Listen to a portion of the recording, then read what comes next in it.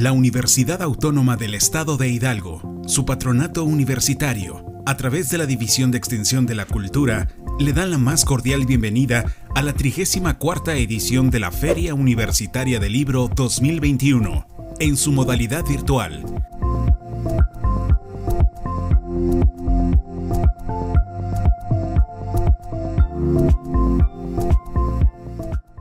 Muy buenas tardes. Mi nombre es Cristina Hüttinger. Trabajo en la Universidad Autónoma Metropolitana de Azcapotzalco, aquí en la Ciudad de México. Y me da mucho gusto haber recibido la invitación de la Feria Universitaria del Libro de Hidalgo para platicarles sobre un tema que me apasiona, que es la literatura de mi país. Entonces voy a platicarles acerca de unas cuantas tendencias actuales en la literatura austríaca. Espero que les guste mi intervención. Entre los estudiosos de las letras alemanes y aún más entre los aficionados a la literatura austríaca, existe una pregunta que inquieta a las mentes y que le han dado diversas respuestas. La pregunta es, ¿existe una literatura austríaca? Ustedes saben que el alemán como idioma oficial se habla en Suiza, en Alemania, en Austria, en Liechtenstein y en grado menor en Bélgica, pero habría que definir si hay unos rasgos característicos que diferencian la literatura de mi país de las otras literaturas. Las respuestas afirmativas argumentan que la literatura austríaca, a diferencia de la alemana o de la suiza, se ocupa de la reflexión del lenguaje y eso será una de sus características principales. Consecuentemente con ello, se ha reprochado que los autores austríacos no tienen compromiso político. Ahora no quiero discutir los resultados de estas largas discusiones, pero sí me gustaría hacer hincapié en una tendencia nueva. La nueva generación de escritores muestra, analiza y enseña cuáles son los elementos constitutivos de nuestro país, un viraje. ¿Qué serán entonces las explicaciones posibles para este viraje que se distancia tanto de la crítica del lenguaje de la escuela de Ludwig Wittgenstein? Voy a mencionar algunos puntos. En Austria, a diferencia con Alemania, en 1945, después de la Segunda Guerra Mundial, no se habló de la hora cero de la literatura, como dijo el filósofo famoso Adorno, que después de Auschwitz ya no se pueden escribir poemas y que la literatura ha llegado a un punto cero. La hora cero, que es la hora en que los escritores cuestionaban la legitimidad de escribir poemas después de las atrocidades de los fascistas. A pesar de la activa participación de la población austríaca en los crímenes del fascismo, Austria tenía el atenuante por sus políticos tan hábiles de ser considerada por los aliados como primera víctima de la agresión fascista. Y por lo tanto, los intentos de reeducación, los intentos de hacer justicia a través de mecanismos legales, como por ejemplo, que ustedes conocen, los tribunales de Nuremberg, se dieron en una medida mucho menor en Austria que en Alemania. Claro está también que en Austria se habló de un nunca jamás y que a través de mecanismos legales se trató de erradicar el pasado fascista de la estructura social de Austria. Pero el camino austríaco no es el de un proceder tajante. Así como en 1949, o sea, apenas 4 años después del final de la Segunda Guerra Mundial, ya se formó un nuevo partido que que pudo fungir como una plataforma para los ex fascistas, ¿no? Porque había una coalición entre los socialcristianos y los socialdemócratas ávidos de votos. Esta situación se reflejaba también en el ámbito literario. Las personas que habían ocupado puestos importantes en la Austria corporativista pronto tomaron su papel de antes en la sociedad austríaca y los premios nacionales, el otorgamiento de financiamientos, los jurados de las comisiones, empezaron a fluir pronto en los canales viejos. En Austria, en sociología se habla mucho de que ciertos eventos políticos producen una circulación de élites, cosa que no se sucedió en Austria después de la Segunda Guerra Mundial, sino una continuidad en el poder. Consecuentemente, en los años 40 y 50, la crítica literaria buscaba una forma para definir lo austríaco en la literatura. Una y otra vez se habló de la esencia, del espíritu austríaco, del alma y sentir específicos de los austríacos plasmados en la literatura. A falta de análisis político, se conjura la espiritualidad. Pero también debo decir que a partir de los años 50 surgió como fenómeno internacional la poesía concreta, cuyos antecedentes fueron el surrealismo y el dadaísmo, que fueron reprimidos en Austria por los regímenes totalitarios y su concepto de arte, o sea, arte degenerado. Menciono esto también porque para que ustedes vean cómo el periodo del fascismo en Austria ha significado una interrupción en el quehacer intelectual y científico en Austria. Cosas tanto en la sociología como en la literatura, como en la arquitectura. Mucha gente se exilió y prácticamente después del 45 se empezó de nuevo a tratar de retomar las tendencias que se habían dejado por la tiranía nacionalsocialista. Los autores, bueno, igual tengo que explicar un poco qué es la poesía concreta. La poesía concreta es un movimiento que toma la literatura, o sea, el lenguaje como el material, el material. O sea, como no es tan importante el contenido, sino como que el lenguaje formal que transporta lo literario, el sentido de la literatura. Los autores que se suman a este concepto se congregan en el grupo vienés. El grupo Friederike Mayröcker, Ernst Jandl, Artmann, etc. El grupo en sí es heterogéneo, pero parte de una sola concepción teórica. La lengua se considera concreta, como objeto, como material, y se tematiza en sus distintos aspectos. Y por lo tanto, la poesía constituye un campo autónomo. Al perder los nexos cotidianos, las palabras se interpretan desde otra perspectiva.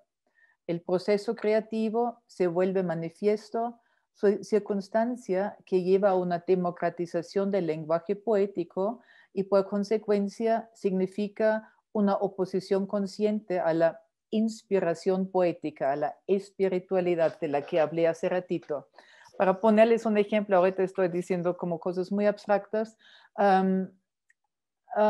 Un poema de la poesía concreta puede ser un poema que únicamente usa una vocal, por ejemplo, Ottos Mops trotz, ¿no? Todo un poema un onomatopeico, Schützengramm, Schützengramm, Schützengramm, Schützengramm, que es trinchera, usando el lenguaje como material.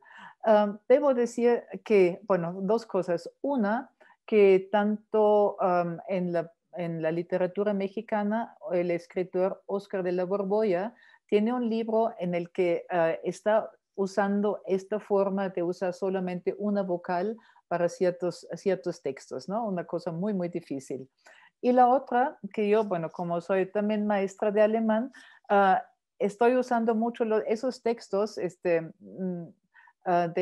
la poesía concreta con mis alumnos y también incentivándolos para que ellos escriban sus propios textos y les gusta mucho.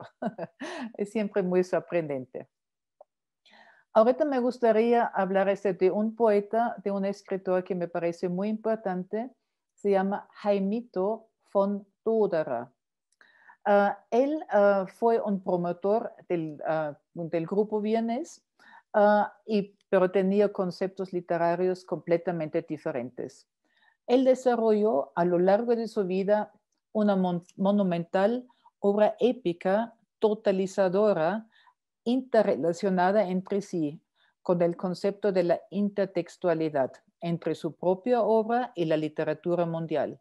Por ejemplo, tiene una novela que se llama Los demonios, que toma un evento histórico de Austria en 1927, pero Los demonios, como ustedes saben, también es el título de una de las grandes novelas de Fyodor Dostoyevsky, ¿no? Entonces, como está jugando con estas relaciones de su propia literatura y de la literatura internacional. Dodora es un maestro de lo atmosférico y quizá él tiene el mérito de haber desarrollado una novela que describa y refleje la ciudad de Viena, la capital de Austria. Y ahí también, pues, como dijo el escritor cubano, Alejo Carpentier, es la tarea de un escritor de nominar las cosas de este mundo para que encuentren cabida en nuestro imaginario. Todora fue historiador. Y bueno, en México fue muy promovido por Juan García Ponce, que lo ponderó mucho y le dedicó varios ensayos. Las dos novelas más conocidas de él son Las escaleras de Strudelhof, Strudelhof es un nombre propio, son unas escaleras en Viena, y Los demonios, que ya mencioné. Todora había trabajado en esas novelas durante muchísimo tiempo. Otro escritor que también tiene una obra monumental y que me gustaría mencionar en este contexto es Albert Rach. Él, bueno, prácticamente vivió durante todo el siglo XX. Nació en 1902 y muere en 1993. Empezó a escribir muy pronto, pero solo hasta los años 60, 70 tuvo un público mayor. Y él tiene un estilo muy particular, lo que él llama el estilo protocolario. Trach, de profesión, había sido abogado, y siendo abogado, pues ustedes saben que el lenguaje de los tribunales, de los juzgados, de los abogados, es un lenguaje muy, muy particular. Y él está aplicando este lenguaje a la literatura. Entonces, él, para escribir, usa la perspectiva de las víctimas, y muestra que ante la implacabilidad de una supuesta objetividad, la víctima siempre tiene la culpa.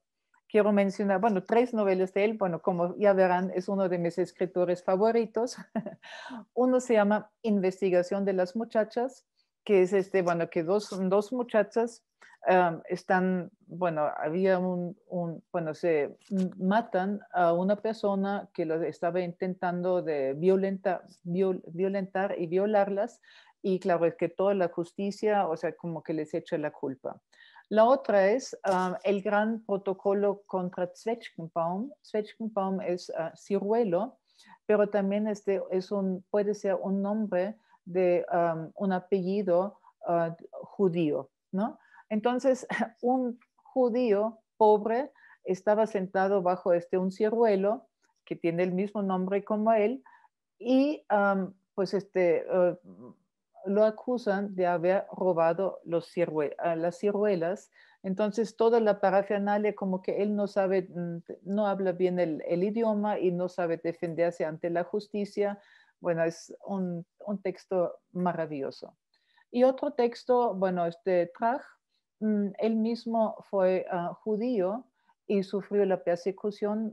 Bueno, ustedes saben, en 1938 Austria fue anexada al Tercer Reich, y por lo tanto también la legislación jurídica, o sea, como la persecución de los judíos y de los homosexuales y de los gitanos, se llevó a cabo en Austria, y por lo tanto él se exilió en Francia pero era así como una huida como constante y estaba el final del libro, bueno, el libro se llama Viaje no sentimental y es también como una referencia a la literatura romántica alemana, de habla alemana, y el libro termina con un intento de suicidio, porque ve que en todos esos trayectos muchos de sus compañeros han muerto y bueno, él ya no ve mucho sentido en su propia vida.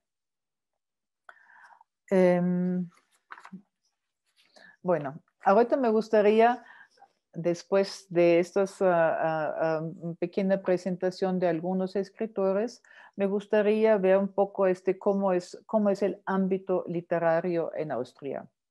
En los años 70, Austria ha encontrado finalmente su identidad como pequeña nación. Ya ven que es una heredera de un imperio multinacional. Por la política de consenso de la gran coalición de los, de los socialdemócratas y de los cristianodemócratas, el país vivía un auge económico y social. Ya no era necesario reflejarse en el gran pasado multinacional perdido, ya existía una línea de presentación propia. Y la literatura tiene su punto de referencia en la pequeña nación que Austria hoy día es. 2. Con la seguridad económica y social, los autores se encuentran en la situación holgada de poder ver y analizar el pasado y las experiencias que constituyen el presente. Vieron elementos que no correspondían en absoluto a la imagen de Austria como difundido por el gobierno y los medios masivos, como Austria como la isla de los felices. La mirada de los escritores observa, al igual, la vida política reciente y constata que el consenso que era necesario para la armonización de los conflictos es un consenso que descansa sobre la injusticia. Ciertamente una tendencia muy austríaca, la de armonizar y cubrir conflictos, llevada a su máxima expresión institucional en unas negociaciones entre patrones, gobierno y trabajadores para evitar que estallen conflictos laborales y huelgas en Austria. 3. Por primera vez, la literatura empezó con una dinámica propia. Eso se debe parcialmente a subsidios fuertes por el erario. A pesar del bienestar económico de la población, los autores se interesan en los marginados y los presentan como protagonistas de sus obras. O sea, como por la figura del marginado, una figura que está fuera de la sociedad, es más fácil de analizar y de presentar los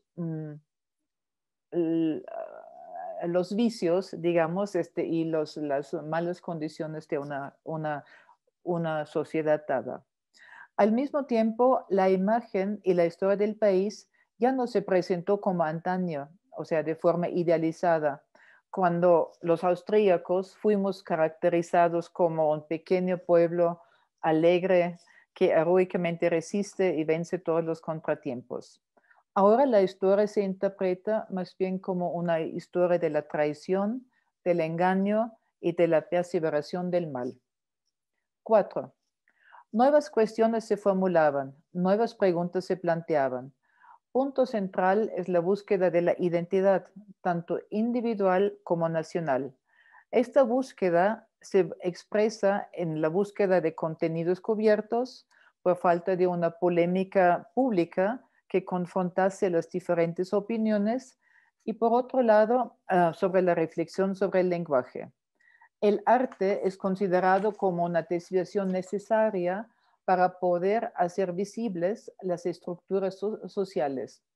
Aquí, ahorita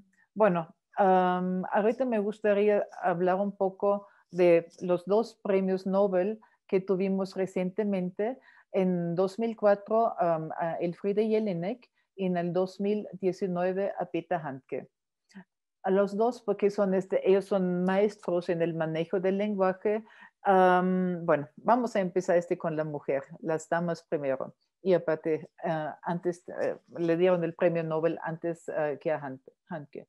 Elfriede Jelinek es una feminista declarada, una feminista radical, y no solamente su postura política es radical, también su manejo del lenguaje. Ella empezó como escribiendo como una escritora de literatura pop, usando como el montaje, como un poco como Warhol en las artes plásticas, o de Roy Lichtenstein, por ejemplo. Tiene una novela que se llama Las Amantes, que describe la vida de dos mujeres, una que está como integrada al sistema y la otra que tiene un hijo, bueno, es soltera, tiene un hijo que no puede ser, uh, um, que no corresponde a los valores de la sociedad y cómo les va en la vida. O sea, de una forma muy cínica, muy irónica. Es un libro, si pueden leerlo algún día, se los recomiendo. Y esta reflexión al lenguaje que tiene Jelinek tiene que ver también con que ella dice que el lenguaje transporta también contenidos y valores sociales. Ella, cuando tuvo su premio Nobel, había un evento en Bellas Artes y hicimos un evento para ella. Era muy difícil encontrar textos porque los textos que se tradujeron en España tradujeron nada más la superficie. Ella juega mucho con los contenidos dobles de las palabras, la etimología y todo eso. Y si no conoces muy bien el idioma o si lo haces de una forma demasiado rápida, se te van cosas.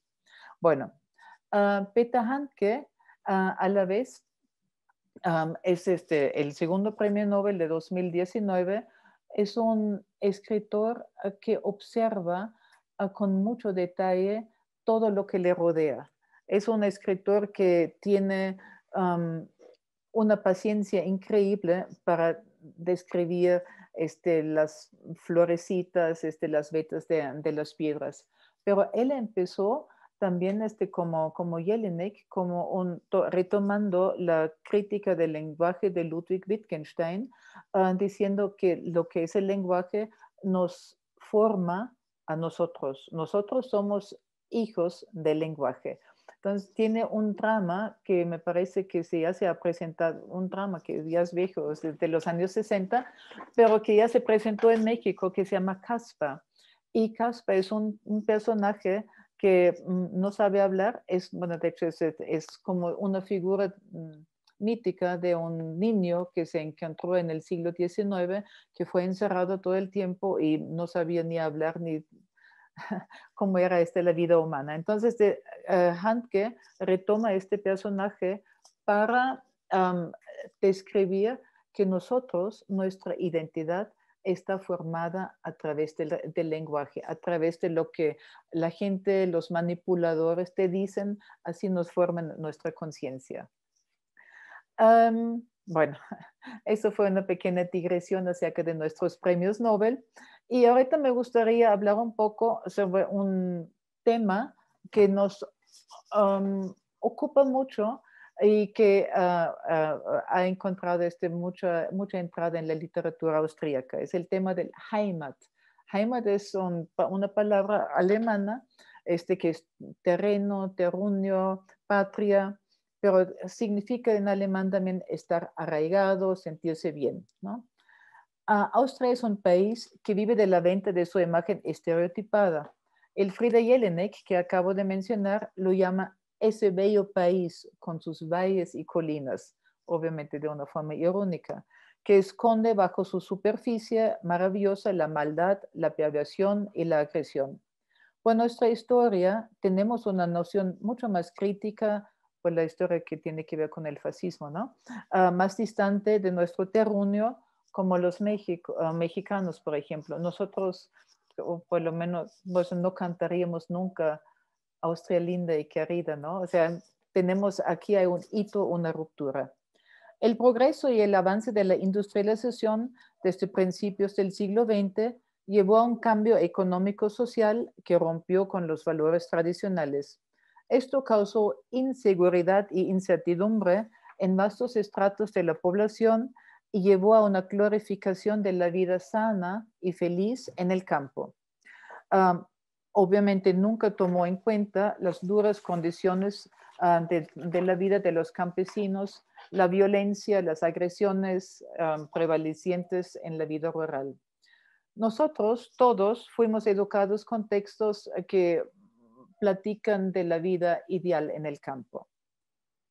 Um, pero a partir de los años 70 todo eso cambia. Hay una novela que se llama Días Bellos, otra vez, pues la ironía de un escritor que se llama Franz Innerhofer, y esta novela corrigió de forma más radical este estereotipo.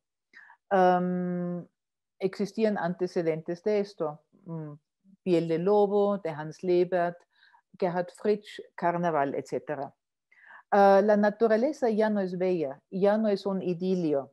Deslumbra y es el marco referencial de una disarmonía radical de falsedad, desolación y extinción. Para Thomas Bernhard, bueno, para mí hay una triada de 3 escritores del siglo, bueno, de la segunda mitad del siglo XX, que es Jelinek, Handke y Thomas Bernhard, que trabajamos, pusimos algunas obras ya en México, que es también un crítico, también desarrolló su propio estilo, que encontró mucha gente que lo imitaba. Es un crítico feroz de la vida pública que muchas veces no es honesta, ¿no? Entonces te dice, y por eso fue muy criticado en los ámbitos públicos o gubernamentales, dice que Austria es un país que está, bueno, que tiene así los vicios del catolicismo y del nacionalsocialismo. Ya se imaginarán. El libro de Innerhofer, Bellos Días, fue festejado por la crítica porque es un libro que describe, igual que el libro de Handke en Caspar, la pérdida del lenguaje, la impotencia del individuo de expresarse. Handke muestra el resultado, Innerhofer la génesis de este proceso. Es muy interesante, brevemente voy a decir que relata que es un hijo ilegítimo, entregado a los 6 años al rancho de su padre y a los 17 años abandona el rancho para hacer un aprendizaje como herrero. La cuestión central del texto es, ¿cómo puede cobrar el héroe, el protagonista, una propia identidad a través del lenguaje? En este libro no hay diálogos, solo citas y órdenes. Ven acá, quédate ahí, quieto. Los personajes no tienen salida, su idioma solamente son órdenes. Los límites del lenguaje rápidamente se alcanzan. Cuando ya no hay órdenes, hay golpes. El desarrollo del protagonista desde la entrega a la salida se presenta en términos de rechazo a la comunidad y a los valores que le hacen sentir mal. Salir del pueblo significa dejar la desesperación, pero el intento de ascenso social lleva a la desilusión. La negatividad extrema artificial en Thomas Bernhard se materializa en Innerhofer en las montañas de la provincia. La naturaleza es cruel, los seres humanos brutales, las experiencias sociales, familia, escuela, iglesia, pueblo, negativos. Desmantelar la imagen oficial y el discurso plácido, mostrar la faz escondida de las cosas, esto es el reto que ocupa a partir de los 70 a los escritores. Ahorita veo que ya tengo el tiempo un poco encima, entonces voy a abreviar un poco, porque necesito ahorita hablar de la voz de las mujeres, que es muy, muy importante. También, o sea, como los 70 fue como un hito en la literatura austríaca y se incorpora un nuevo tono al concierto literario, la voz de las mujeres. Indagan las condiciones de su existencia específica, su vida en Austria. Sus textos han despertado muchas discusiones en torno a la pregunta si existe una forma femenina específica de escribir. Numerosas autoras buscan las huellas de su pasado olvidado, sea el propio o el de otras mujeres. Proyectan imágenes que advierten abismos y grietas en ese bello país, otra vez entre, bueno, Austria es muy bello, pero también bueno, tiene sus problemas. La precursora, digamos, o la que inició o que tuvo mayor difusión con sus textos es la poetisa Ingeborg Bachmann.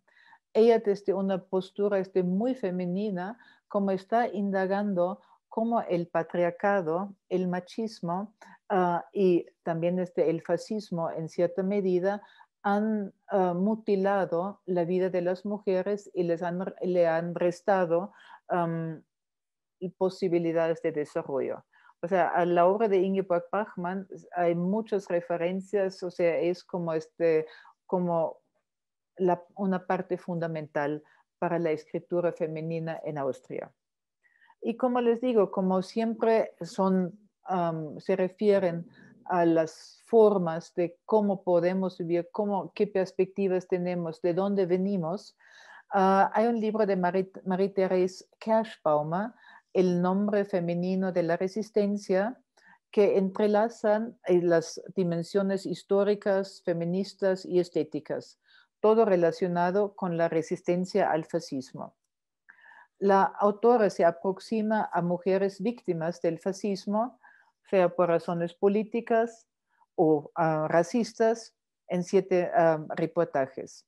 Y parecida a la técnica de cortes de películas, produce una mezcla de perspectivas y tiempos narrados, transparentar el proceso difícil de rescatar la memoria del olvido, dejando entrever los vacíos y huecos existentes en la historiografía.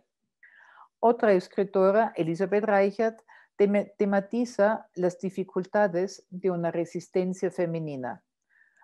En el cuento Ven a través del lago, desenmascara las contradicciones de la heroización de las mujeres de la resistencia y advierte la necesidad de una existencia femenina frente a una sociedad que sigue dominada por los hombres.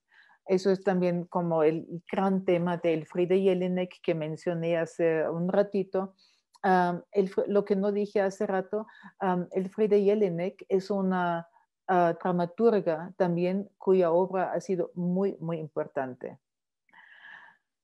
Cambiando un poco el tema, en una sociedad cada vez más organizada, más conformada, el arte ocupa uno de los pocos espacios libres disponibles, exentos de una presión hacia el funcionalismo. De ahí se derivan las funciones utópicas del quehacer artístico. El arte como espacio permite entrever otras opciones a la realidad existente.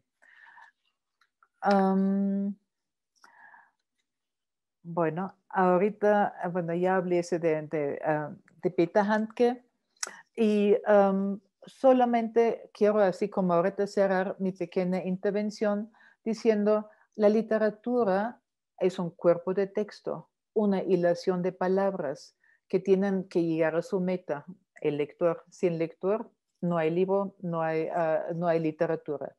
La vida literaria en Austria es especialmente rica, considerando el número de escritores, eventos y publicaciones. La gran mayoría no puede vivir de su oficio. Los derechos pagados por libro son ínfimos. El sector público juega un papel determinante en la difusión de la literatura a través de becas, premios, subvenciones de diversa índole. Hasta los años 70, muchos escritores publicaron en las grandes editoriales alemanas, pero después se dio un viraje y las editoriales austríacas hacían un esfuerzo mayor para publicar a sus propios autores. Bueno, y por lo tanto, los jóvenes autores ya tenían una plataforma para publicar en Austria. Ahorita sí llegando al final de mi pequeña intervención, quiero resumir un poco las tendencias. que caracterizan la literatura austríaca actual. Uno, los patrones literarios, los géneros literarios tienen un nuevo lenguaje. Siguen existiendo, obviamente, la poesía, el drama, la novela, pero los escritores no cumplen las expectativas de los lectores. O sea, como hay mucho juego, hay mucho trabajo como lúdico con las formas literarias establecidas. Dos, naturalidad versus artificialidad. Los autores renuncian a crear a través del arte una realidad estructuralmente idéntica a la realidad. O sea, la obra de arte es algo completamente diferente a la realidad. Y tres, sigue siendo la tematización del lenguaje. El lenguaje se desnuda y se muestra a sí mismo. Bueno, llego al final. Espero que les hayan gustado mis pequeñas observaciones acerca de la literatura austríaca. Si tienen alguna duda, alguna pregunta, pues estamos abiertos para contestar y les agradezco mucho su atención. Buenas tardes.